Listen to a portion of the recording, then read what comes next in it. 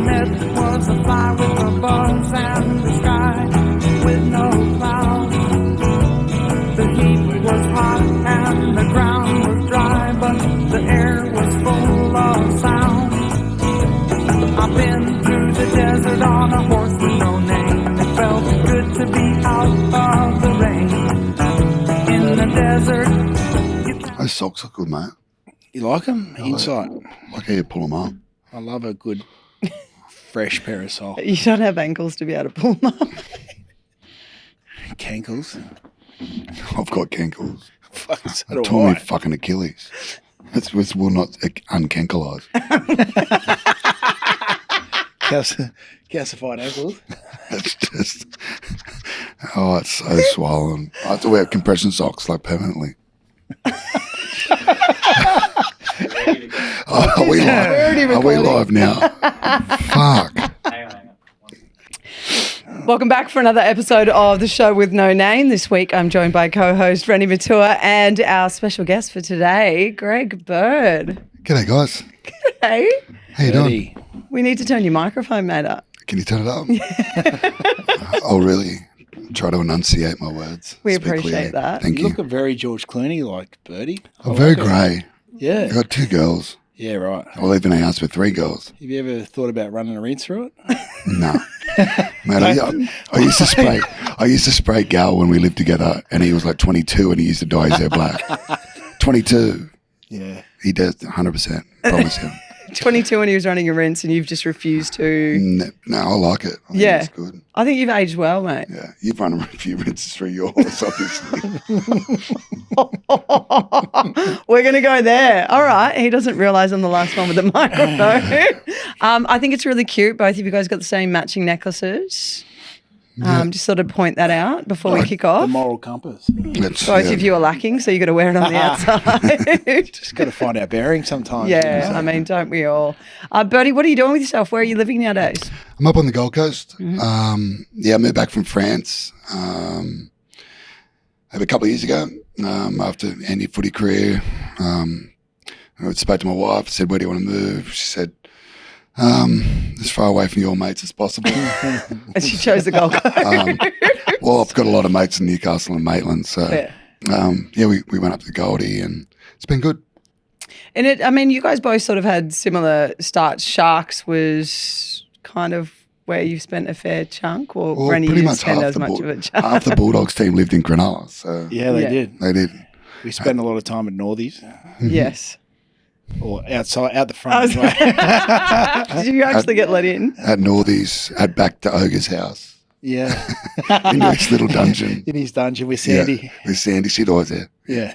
What was it like at Sharks debut to, like, I think, was it 6 years all up that you had at Sharkies? 7. 7, sorry, my bad. Right, can't be short.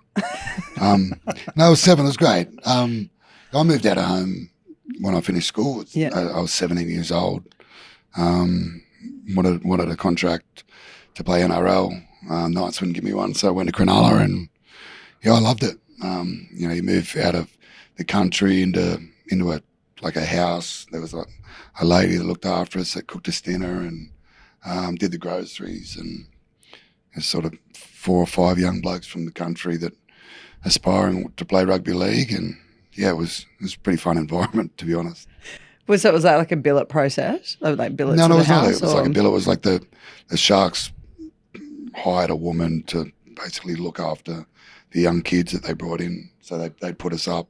It was in our contract that the first year you could live in this house, and they just basically bridged that gap between being a kid and being an adult, which didn't really bridge anything because 12 months later I was out my ass. But a little bit different to the House of Grouse of the Roosters. A little bit different. I think we all spent time there at the house. They were all on 800,000 on the books. Was it and always there was a sombrero? Were you always a Newcastle supporter? I was a Raiders fan. Yeah, I was a Raiders fan as a kid. My cousin, my cousin was the captain before Mel. Dean Lance, he played in the 89-90 grand finals. My mum and my uncles were like massive Raiders fans, so Yeah, I was a Raiders fan. Used to get in the sheds at Marathon Stadium back in the day and get in there and get photos with Laurie and Stick and Brad Clyde and Croaks. And No, none of them will take a photo with you anymore. no, they ask me for photos now. Mal probably wouldn't. Yeah. But, yeah. What was the time like at Cronulla? Because you came through the grades with some pretty epic players. It was cool. Like, I think, as Reni would know, like, those days of rugby league as a junior, they were completely different to they are now. Like, if you were 18, there was no one, there might have been no one within 4 or 5 years of you in the NRL team. Like, 18 was young, 21 was young, 22 was young. Like, I come into grade playing with Dean Treestar and Paul Mellor and Jason Stevens, Chris Beattie, Matt Johns, Brett Camorley. Like, they were all nearly 30 plus. Yeah, right. So to come in young, and by the time I'd sort of played 5 years at first grade, I was almost, I was still a young player. I was still young, but I was a senior player, but I was nearly still the youngest. Yeah. It was different, and that's the way it was back then. It wasn't. You sort of did your ropes a little bit longer, and I was very, very lucky, and I got to start young. The Trent Barrett brought up a really good comment this week, and they were talking about when they were blooding their new halfback, and he said it's different nowadays. An 18-year-old, same as the time when you guys were coming through, didn't have this like high, heavy scrutiny. It was like 2 games on TV, and that was about it. Like it was, the rest was, you sort of had to turn up and watch. So the media scrutiny, everything sort of wasn't there. Was it the same for you guys coming through when you both sort of came through at a very similar age? Was it less pressure coming through as an 18-year-old then compared to what it is now? Or did you feel it? I think the pressure's always there. It's NRL football. But I never really felt it. I never felt it at any stage. That's probably why I got in trouble so many times and got penalised and suspended, because I was out there just competing. The pressure and the crowd and the referee and the media, I obviously didn't think about any of those things because I was just out there trying to win, which was probably to my detriment at times, but that's, you live by the sword dollar, sort of, I suppose. I think that's the fortunate thing for the period we came through is you do your apprenticeship under a lot of senior players that had a lot of first grade experience that had come back into the reserve grade system. So if you were a developing player, you were always around these kind of leaders, and all you wanted to do was win. You only had one job to do. I think the period of transition where it started to change a little bit was probably when the NYC came in. Yeah. And they put it on TV. So that jump from 20s to first grade was too far a leap. Yeah. I feel. And then you lost a lot of 22, 23, 24-year-olds to the mines, or they didn't want to play for a feeder club like Wentworthville. Whereas when we were coming through, it was, Matthew Shield right through to first grade, and all the teams played before. It'd be flag, reserve grade, first grade. So it was that stepping stone that naturally you rise to the top. But when that NYC period started, I feel like that's where the change happened in the game, and we lost a lot of talent that were in their early 20s. I think to develop, you got to play with men. Absolutely. And it's hard when they glorify that 20s competition, and they made it like pretty much one step down from NRL. Yeah. And it's not. It's a long way away, especially for like a front rower or a back rower who, you got to be physically developed to be able to mix it a lot of the time. And for some of the kids they just weren't. Backs could probably make that jump. Yeah, but it is a lot different. Well, back then, I think Milford would have been one of the only kids that made that leap. There weren't many at all that went from NYC up into that first grade system. And stayed there. Yeah. And back in that period, the mines were paying big money. They're still paying big money, but there was that period where everyone wanted to go to the mines, make all that money. So what do you want to do? Put a Wentworthville jersey on, or go and earn 150 grand playing in the mines? So that's where I think we could have, plus matches. So that's where I feel like we lost a lot of talent in our 20s. Is that because they offered them the world and delivered an atlas in terms of here's the glorification of the 20s, and then there was no sort of grassroots between there? And like if you didn't make it, it wasn't like you can still sort of work grades up. It was like that. And then the fear of failure. I didn't make it in the 20s, therefore I'll never make it in the NRL and I'll just drop off. Well, that's when the reserve grade competition sort of died off because the feeder clubs weren't necessarily, all right, like I said, Parramatta, Wentworthville might have been the feeder club.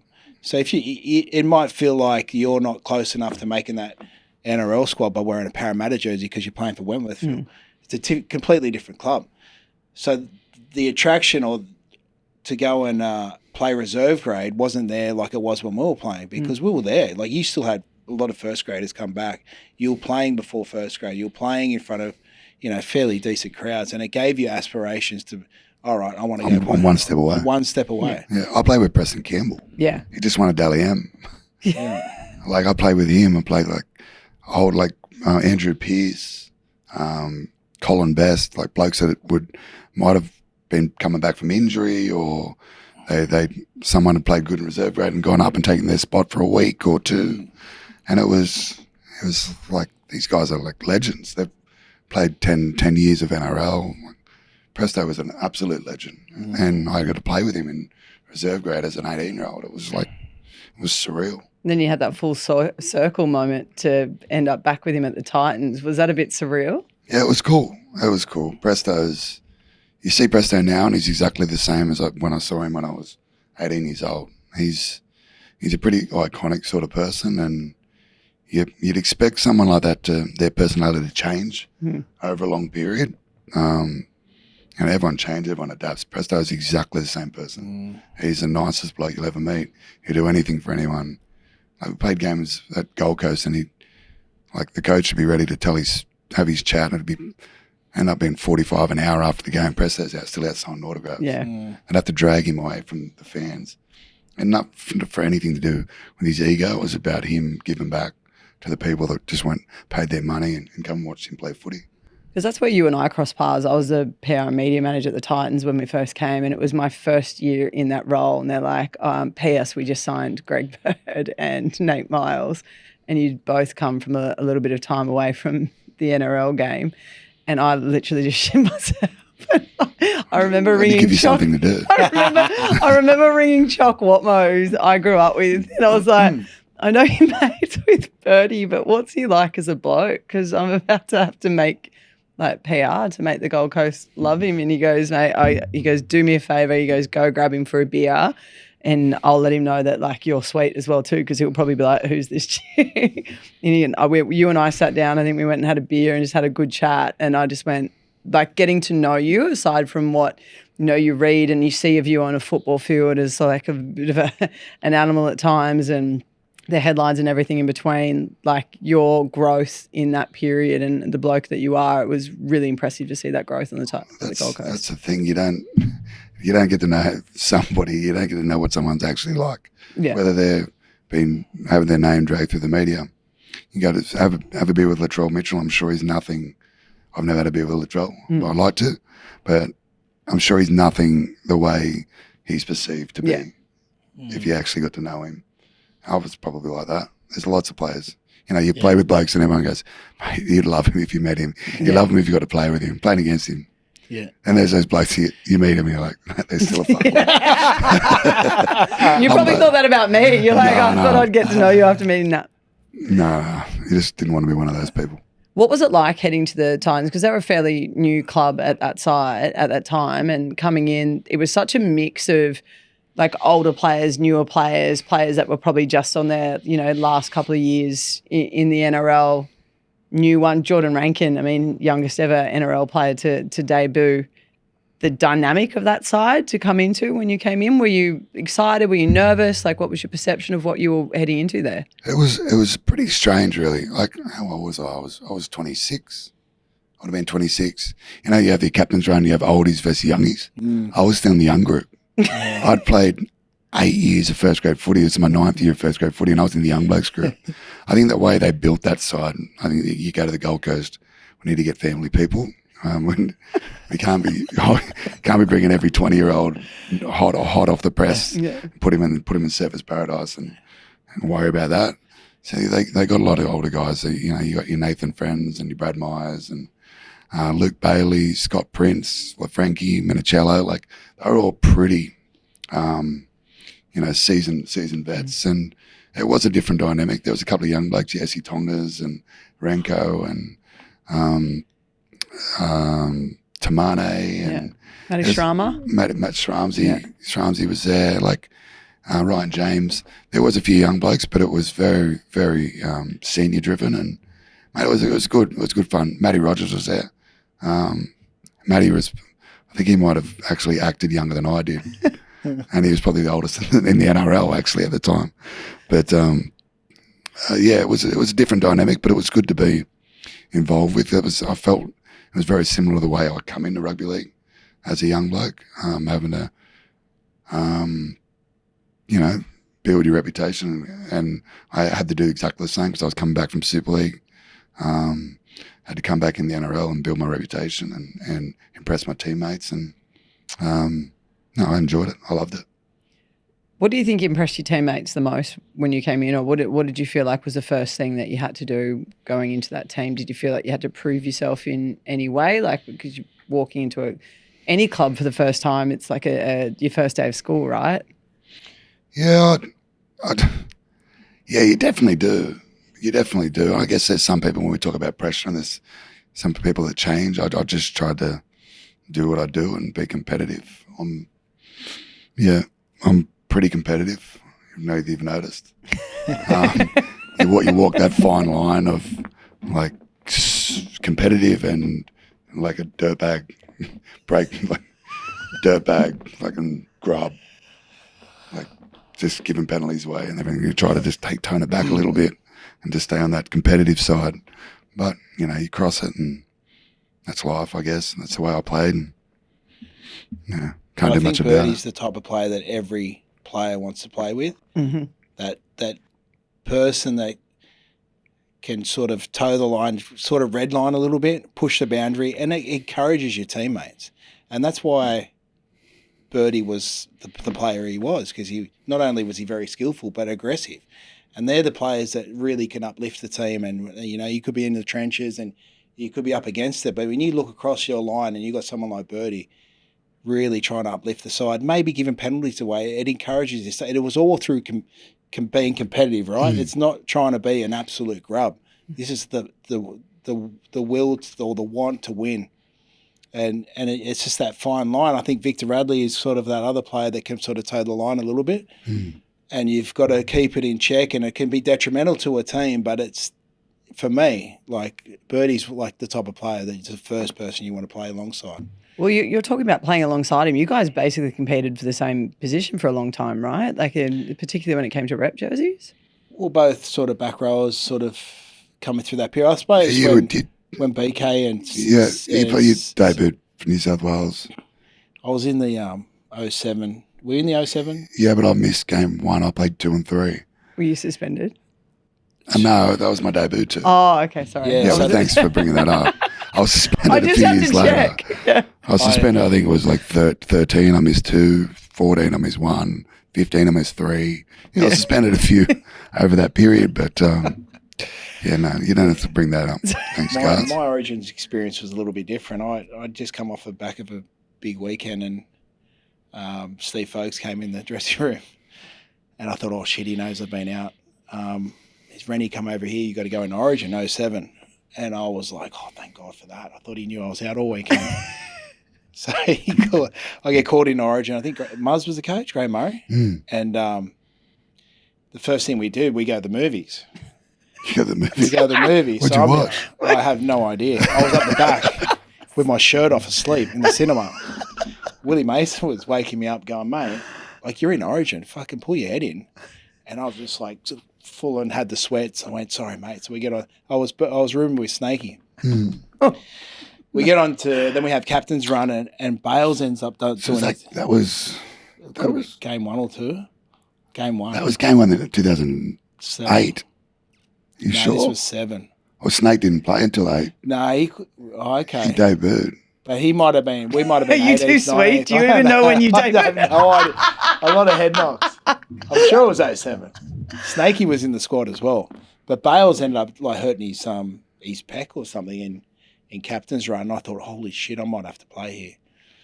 And thank God I didn't. Because actually sitting on the sideline, like being on the sideline, watching it live as an 18th man, I thought, I'm not ready for this. Yeah. I knew I always wanted to play Origin, but it was just a whole nother level of intensity.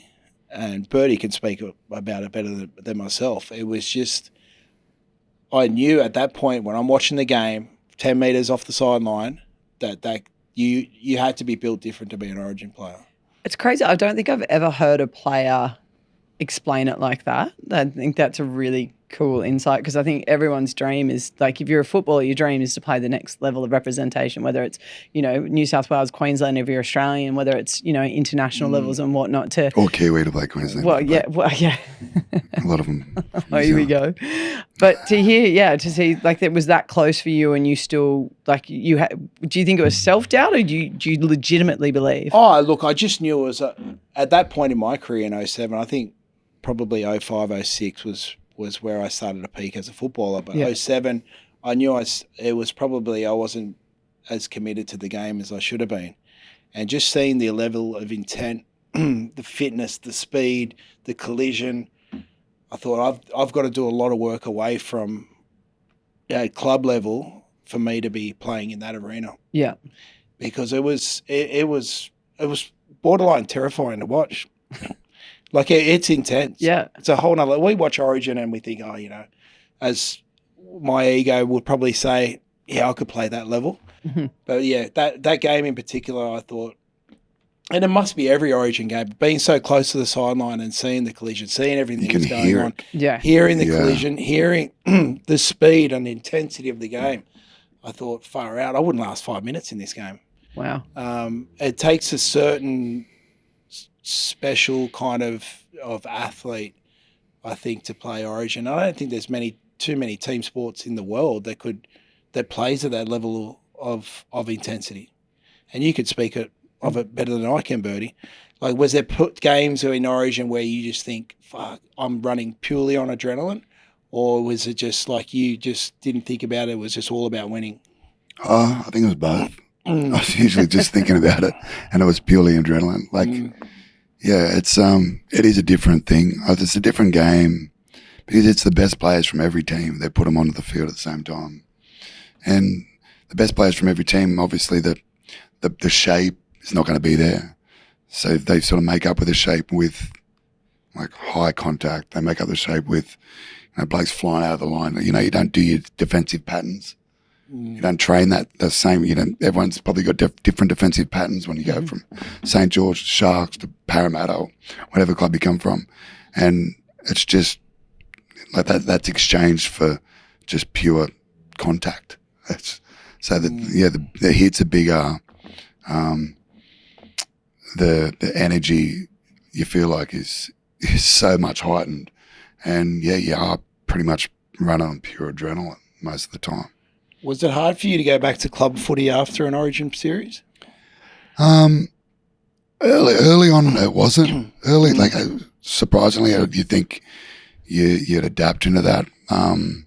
Early on, it wasn't. I was living in Cronulla and I sort of lived and breathed footy, and I think I was a lot more just play every game, 100 mile an hour. Some games you're young, you have an absolute shocker. You wipe it away. The next game, you might come out and be the best player on the field. You just sort of really don't think about it as much. And I think as I got older, I thought about it a lot more. My best game probably wasn't as high as my best game when I was a young bloke. But my worst game was nearly, was well above. You get that consistency and, when you get used to playing at that super high level of playing Origin, and then you go back to the Titans and there's all Queenslanders yelling at you. I'm like, fuck, I just want to be back in Coogee. I want to be back down here. But I enjoyed the Titans. I think that's one of the beauties of the Gold Coast. There's a lot of expats up there. Yeah. And especially through Origin period, they show their colours. They come out of their shell, and it was good. It's good to actually, surprisingly, really good to live up there through Origin, even though Queensland have been so dominant for the last sort of I feel like you 15 odd thrived on that though. Like, and that's when we worked together. I felt like you thrived on being a New South Welshman on the Gold Coast during that time and having Queenslanders hate you and then coming back the next week and then them all of a sudden weirdly loving you. Mm. It was strange. Because a lot of times you go to Suncorp and it can be intimidating. Yeah. It can be, put you into your shell a little bit. My first game at Suncorp, I got man of the match. So I just thought I could do anything. For club or for Origin? For Origin. For Origin, yeah. Yeah. So, I was nervous as hell, but after that, it wiped the slate clean. I didn't have to even think about it.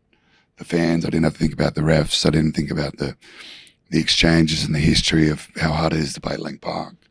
Because I played one game and we played good. So it took a lot of pressure off, I think. And then after that, I probably thrived in the fact that they hated me. It was like they hated Gal and they hated me. They probably hated Gal the most, which was good for me because I didn't like him much either. but they hated me. And many a time I got subbed. And you get subbed to like the in goal and our in goal normally because they'd probably scored. And you're walking back towards the bench and yelling and screaming and I'm pulling my shirt like that, going, "Show us your scar, you two-headed."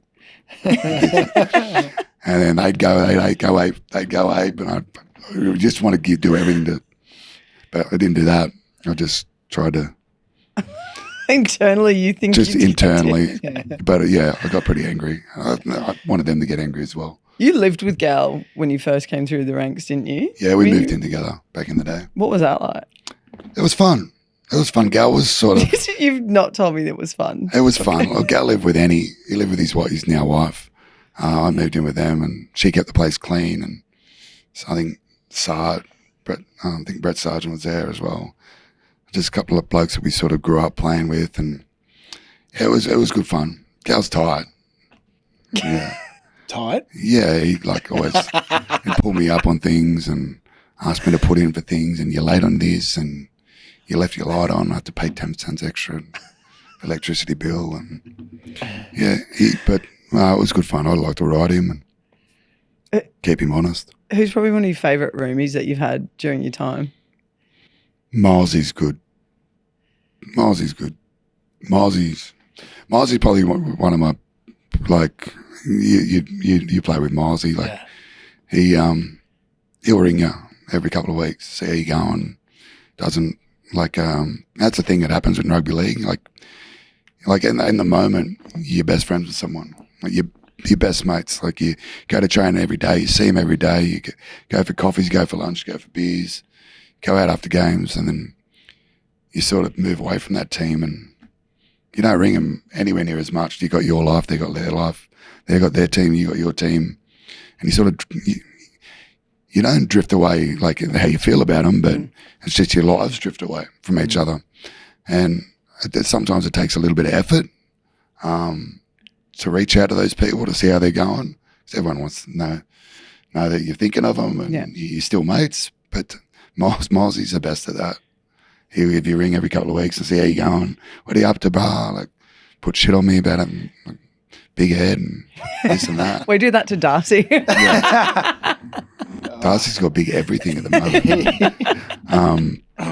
So he's very good at that, and he's having him as a roomie. It was good fun as well.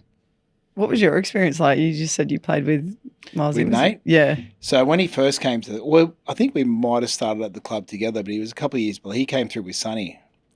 And I remember he used to always stare at the first graders, and I was thinking, what the fuck is this weird kid looking at all the time? I don't know what it was, but he was living in the Bulldog house, and he just would always stare, and I'm like, I don't like this kid. Until he came into grade, he just started belting everyone. He was with his head. Yeah. Tackle with his head. He just this style of defence that we probably needed at that point in time, because we'd lost a few players coming through grade. And I always look at Nate, because I watch the game closely, especially through the Origin period. And And for me, he was Queensland's best player throughout that sort of period where they won a lot in a row. There was things that he was doing on the field that if you didn't have Nate in the side, they don't win. Like he just plugged that whole defensive side and his aggression. And he was doing a lot of things that a lot of players don't want to do. Put your head in spots you don't want to put your head.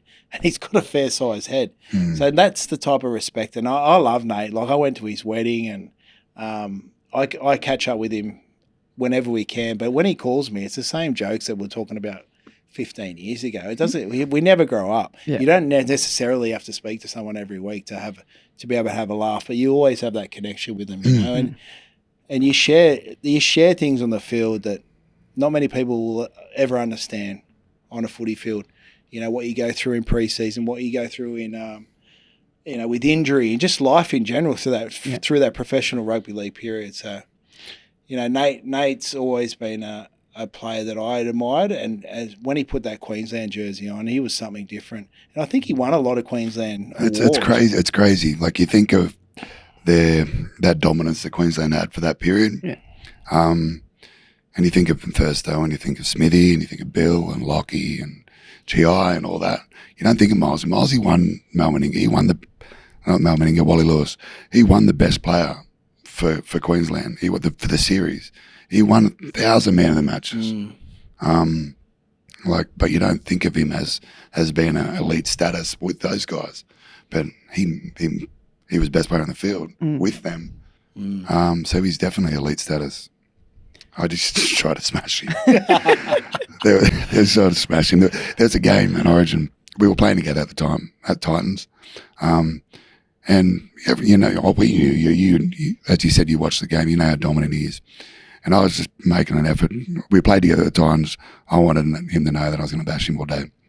They come up. I think we're about 10 metres out from our line. I defend him. I get done for a lift and tackle, trying to smash him. He's boozing me with all pushing and shoving. I get put on report. I'm like, oh God, what's going to happen here? I can't remember who was kicking the ball. He's kicking a Nate. I swap sides from left back row over to the right because Nate's on the right, on the left side, over the other side. So I kick it to him. I'm going to bang him. And I went down and chased down and banged him. And as I went to make a tackle, he's popped his elbow. He popped his elbow, got me right in the throat. And he got penalised. So 2 consecutive tackles. He gets put on report. Post-match, we both get suspended for a game. I think I on tackles on each other. We lost the game for the Titans, both of us. Oh, man, that's state of origin footy, I guess. So it's the way it started back in the day when teammates are punching on, and it's alive and strong. Was really impressed with you guys that way. Yeah, I don't think they would have been very happy. But that's Origin, right? I got a week off. You guys both have it, and we sort of cut off Origin, but the Prime Minister's 13, you've both played in that. I just remember stories that you've told me, I mean, you'd have some fairly similar ones heading over to PNG. And it was back when the stadium didn't have the cage or anything around. It was kind of open slather. From everything from the drives to training camps to training sessions to what happened to you on the field after. But we played a game once and they were standing on top of the fence. Actually, bricks started coming over the field because they couldn't get into the field, and they were blowing up. So I was throwing bricks over the field, and they landed, and they're probably hitting people in the crowd, and then landed on the field, and then they stopped the game for a little bit, and they come into a scrum. And you look over the fence and there's like smoke coming up and you hear boom, boom. They're shooting rubber pellets into the crowd to try to disperse them. And then tear gas is creeping up over the fence. And we're like, in Afghanistan, what is going on here? And the other team, they're just like, it's okay, just pack the scrum, let's keep playing footy. And I say with the utmost respect for the Papua New Guineans, they just wanted to be in that field to watch us play. Yeah. And they couldn't because they couldn't fit anyone in. There were people climbing trees, people climbing telephone poles, or people doing their best to get in the field to watch us play in those games. And they couldn't. And it was a spectacle at times, but especially coming from like a Western culture where, everyone sort of say you can't come to the game. Okay, sweet. I won't go to the game. Yeah. Over there, they're going to do whatever it takes to get into that field. Yeah. So they can watch their game and watch their heroes. Like I played a game in 2003. It was a junior Kangaroos game. After the game, we did some. Me and Ryan Hoffman got asked to stay. It was a junior Kangaroos team. We got asked to stay and travel around and go to some schools and go to some hospitals. And we travelled around different parts of the country that probably haven't seen a rugby league game. Obviously, back then it was all in Moresby. And I went to a school and they were like, I think I'd played 5 first grade games. And they knew exactly who I was and knew exactly who Offie was. You go in a classroom, there's no lights. There's a couple of seats. There's a blackboard, not a whiteboard. And there's a picture of Jesus in the middle. And on one side there was Darren Lockyer, and the other side there was Andrew Johns. And then it was just photos of rugby league players everywhere. And you just like, that's the place Papua New Guinea is. They just live and breathe it. Yeah, it's another level. Because we toured over there in 2005. I think Roosters, Penrith, the Dogs, we were all injured and none of us made the 8. So we had a stacked Aussie side. Like we had a really good side. And Craig Gower, Waterhouse, there was the Rooster boys. Johnny Sutton was on that trip. Braith, Gids, Nudo. So This we had is a stacked Tchaikovsky, side, Steve Price. So we had a really good side. So the lead up going there, like To Cairns. It started in Bondi. Gilligan's. It started in Bondi. Here we go. Craig Gower led the charge. And then I'm surprised we made it to the flight the next day to go to Cairns. And we land in PNG. And this first time I've sort of seen anything like it. And they surrounded the airport and you go straight into a compound. Like there's no leaving the compound. It's just, and then they're by the fence the whole time. And you get strapped to the hotel, like in the hotel lobby. You get on a bus and you go straight to the field, run on the field, play the game, back on the bus, out of there. There's kids getting hit with, big long Sticks like this sticks and German shepherds on the crowd. We started throwing our boots into the crowd, and that's when they said stop because we're going to start a riot. Yeah. But they love when New South Wales and Queensland play. There's actual villages that support each state. And that's when this, it really goes, Kicks they go off. to war. It kicks off. Yeah. But they're such beautiful people. They just love the game. And going back there now, I went back there for the World Cup a couple of years ago to see the stadium now compared to what we played It's on. amazing now. Yeah. It's like, it's an unbelievable stadium, but there's no shade there either. No, It is, no, it's not. It's full time. I went there this my year. God. It was stinking hot. It is so hot. But I love going to PNG. I go there a fair bit, do a lot of charity work up in Kavieng, and they're good people. Yeah. They're good people. They're so wild for footy. Like when you go through now, we went there with the Pack Champs that were on at the end of last year, and we were catching the bus from the compounds, as you say. You're safely driven from here to there, and you're driving past, and the footy fields, like they're playing on it 24/7. There's about 124 games to the point where the games are 10 minutes aside. If you get injured on the field, they don't stop the game. You get dragged off and someone runs on to replace you.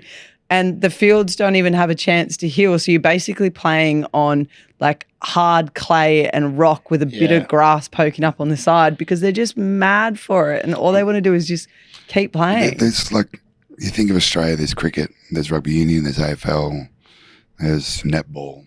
There is rugby league. Yeah. That's all they want to watch. Everyone, there might be those other sports and one team just playing against themselves because they haven't got enough players because everyone's playing rugby league. Yeah. And that's the passion they have for the game. What has probably been one of your most passionate moments within the game for you? Passionate. So you'd like it. I'm not Define talking about passionate. off the field, Dal. I'm not talking about off the field. In terms of like something that's like really stuck with you in your time in the game. You've played Origin, you've played Australia, you've played club footy, you've played over in France as well. What's a game that's really stuck with you where you felt like it was just hard on the field, a moment that you'll never forget? It's hard to go past 14 It's probably pretty cliched. I think we only won one series when I played. I think I played Origin for 10 years and only won one series. So 14, when Hainsey got that ball and he's running back, I think I was on the bench at the time, having a rest because I probably played 78 minutes before that. So he was running back to the in goal. Get the violin out. He was running back to the in goal and the clock was winding down. Like that's probably one of the best feelings I think I've ever had in rugby league. It's everyone from New South Wales remembers it. But it's the only thought that probably comes to mind when you talk about what's that one thing that sticks out in your mind on the field from games you've played. Yeah. Who's the wildest player you've played with aside from yourself? Aside from myself, I don't know. I don't really think about Dale Newton. Is this guy we used to sort of punch on at training all the time. We played a Parramatta game that I think Parramatta beat us 84-0. He was a madman. 84-0? It's like one of the records. Parramatta beat us at Parramatta Stadium. I think Wow. Killer. I think Jamie Lyons scored like 6 tries. We had 2 sent off and 1 sin bin. I remember I was kicking off and running back and I'm like, we need to change the game. We need to someone needs to do something good. So Nudo, I just want you to go down and smash this bloke. And he took his head off and got sent. So there's another one gone. I just remember Nudo. He's like, talk about madman. Nudo was a madman. But yeah, it's hard to think of someone that everyone's going to remember and everyone's going to recognise. Gal was pretty loose in his young days before he reformed, went to church and became a born again captain. Did you like the tag Bash Brothers? I did, but we didn't make it up. People used to say we made it up. I didn't make that up. Who made it up then? Probably Gal. We didn't make it up. Gal made it up. Yeah. No, I didn't know. No, I think Jono's made it up. No, I did. It was good fun. It was. I think rugby league's a funny thing. It's not rugby league. It's anything in society. Your image is sort of a fair thing, and I was a bad boy, and I enjoyed being a bad boy. I didn't mind being a bad boy. I knew who I was. I knew what I was like off the field with my friends. I knew what I was like with my family. I wasn't that person, but when I was on the field, I can do what I want. I can be that person, and I can be mad, and I can be angry, and I can try to kill people. Like, that's not who I am, but I enjoyed that people thought that's the way I was, and so I guess I like being called the Bash Brother. But sometimes it wasn't good when it comes to suspensions and things like that, because I got that label attached. But it's just an image. Didn't mean anything. What do you think is the biggest difference between you on and off the field? If you talk about how you're like, I didn't care how people thought I was the Bash Brother or I was the bad bloke and whoever I was on the field. I do miss the violence. I think that's I don't miss, like you've been retired. You just want to tackle someone. You want to. We can go right now. I wouldn't say tackle someone. Yeah. Well, I don't want to score a try. I don't want to score a try. I don't want to celebrate a try. You just want to feel that contact. Yeah. That's what you can't do off the field. Yeah. You can't feel the things that you trained your body to do for so long, and you bang. I actually learned to love getting bashed, getting. Like Chris Anderson sent me and Gal into, and I think I was 18. He used to send us into Johnny Lewis, and he'd send us in. We go do boxing training with New South Wales champs, the Australian champs. They'd punch the absolute piss out of us, and yet you learn you're not made of glass. You learn you can throw your body into anything and attack anything as hard as you want because you're not going to break. People get hit up on the head and they're like, oh, you get dazed. You get punched enough times in the head and you realise that it's not even bothering me. Yeah. You become not scared. You lose the fear. I think that's one thing I really miss being a rugby league player. Yeah. It's just being able to go out and It's throw weird. your body into someone. Yeah. I can't do that to someone. I do that to someone on the street. I go to jail. And that's one Again. thing. I definitely don't miss tackling anyone. Like the whole, the game itself, I don't miss. Yeah. until I'll go spar with Sonny recently, and you get that little bit of butterfly, and then he punches you punch him back, and you got that little bit of competitive nature, and you think that's what I miss. That's what I'm missing, that bit of competition. And the game itself I don't miss, but it is that competitive, hey, if you want to go, if you hurt me, I'm going to try and hurt you. It's not just table tennis. Yeah. It's a physicality. Yeah. Yeah. It's funny that you bring the boxing up. So AJ Brimson, who's now on fire at the moment, he's had some amazing, really individual efforts for the Titans. A couple of years ago, when he was just starting to switch into that first grade, they were worried because they felt like he didn't have enough nous to sort of, or grit to run and be hit or be tackled or make those tackles. So Dizzy Driscoll, you know Dizzy, he was training up at the Titans at the time, so they started getting him sparring. And that's how I met AJ. So I was up there for a work trip and I had to train because I was boxing, and Dizzy goes, come and train with us, we're sparring. And we had Connie Harrell, so he was there, and then AJ Brimson and myself, and I turn up and he goes, yeah, we're sparring. I went, oh, no, I thought we were just doing pad works. He goes, no, I need you to spar AJ. And Connie's also going to spar with you just so you've got fitness, and both of them are just going to spar with you. And he goes, but I need you to bash AJ, and Connie, I need you to bash Renee. It's because he was trying to harden me up and then get both of us to harden AJ up. So who won? I don't even know. I don't remember much of the session by the end of it. No. You won when you wrestled Steve Michaels. On the piss at that time. I'm sorry, I did what? Yeah. He called you out for a wrestle and you beat him.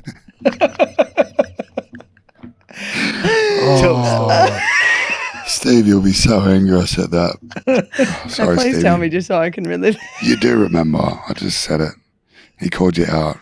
You choked him out in front of all the boys. And he was embarrassed. Yeah, but he called me out though, which is fair. He's got red hair, so it makes him really angry. He was so angry when he got up. But fair play though. He called me out and I said, okay. Yeah. Challenging. Challenge accepted. And he tapped, or did he tap? Or did he just I don't remember. I don't remember. But it didn't end up well. No. He didn't like me very much after that. No. Any other awesome stories before we pack out? I'm all good. I'm done. You got to steer me into the right direction. I don't know, mate. It's funny. You think you have these sort of chats, and I never would have thought of some of the stories you hear. Yeah, it just happens off the cuff. So it's good chatting. It's good chatting footy. It's good chatting old stories. Well, before we go, heading into the coaching world, you obviously finished up with a fair bit of that in France before you came back home. Now doing it on the Gold Coast. Is your intention to find your way back into the NRL ranks and potentially coaching there? I'd love to. Don't get me wrong. I'd love to be involved in NRL, but we talked about images before. My image probably doesn't suit a coaching role. To the NRL.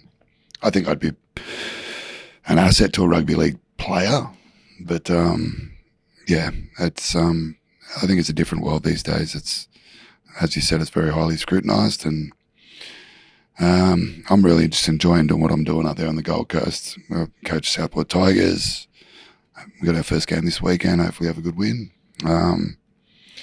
It's a lot more relaxed sort of environment that I want to be around. You don't pay to get. Not paid to be around. Mm-hmm. And you're there because you love it. It takes us sort of back to when you're a kid, when you first start playing footy, when you go to A grade and watch the senior players, and they're like NRL players when you watch the A grade team at Westmoreland there when I was a kid. So it's good to be doing that now with the young kids on the field running the water and as ball boys and doing the same sort of things I did as a kid. And also doing a lot with the Indigenous programs as well too with your businesses. Yeah, I've got a couple of businesses. We're doing a lot of work. We've got a social enterprise called Project Net Zero. We repurpose used furniture and then divert that from landfill into charities and donate it to charities and sell some and donate some cash to charities. So it's going really well. We're doing good things. It's getting a lot of popularity now. I guess post-COVID, everyone's realised you can work from home, you don't need offices, so it's sort of helped our little venture, and if we keep doing good things, hopefully people keep using us. Would young Greg Bird have thought this is what you'd be when you grew All up? I thought about was playing rugby league. Yeah. I did not think of anything from being like an 11-year-old through to 35 or something when I retired. I was going to play rugby league, and then I was going to coach rugby league, and that was it. I didn't think of anything else. So, yeah, the rest is a bonus, and it's all a learning experience, which is good. Yeah, and a beautiful family on the Gold Coast with 2 little girls who are definitely going to keep you on your toes the rest of your life. And I'd hate to be the first bloke they bring home and see you at the front door. 2 little girls. Yeah, they're good fun. One's mad. One's an angel. The angel takes after me. Please. Yeah, but no, they're good fun.